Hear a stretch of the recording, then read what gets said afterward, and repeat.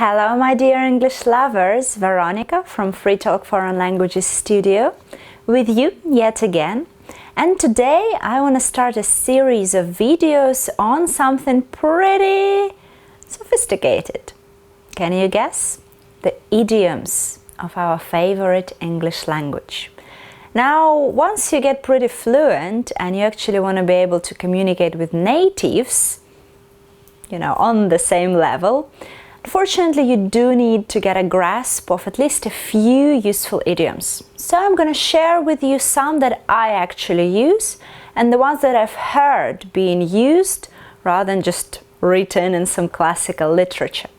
So let's start with speak of the devil. A really useful phrase when you're talking about someone and then this person turns up, or he calls, or his presence happens, then you go, oh my gosh, speak of the devil, here you are, or here he is. So pretty useful one, and we've got a very similar one in Russian, I guess in other languages as well. Moving on, there are lots of idioms connected to the parts of our body. And a frequently used one is to see eye to eye, which means that people understand each other fully and completely. Very often you can say that, lately we really haven't seen eye to eye with him, meaning that you haven't really understood each other that well. The next one more actually, with parts of the body, to cost an arm and a leg. I guess those origins are somewhere in the medieval times, perhaps. Basically, it means to cost a lot of money, to be really expensive. So, for instance, the dress, it did cost an arm and a leg, but it was totally worth it.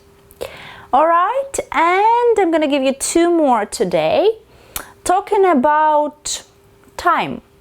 So there is an expression, once in a blue moon, which means really rarely, almost never, or hardly ever. So it can actually happen, but not that often at all. For instance, I can say that I drink alcohol once in a blue moon.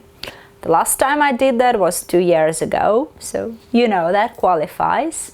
And another expression would be when pigs fly, meaning never ever something is going to happen.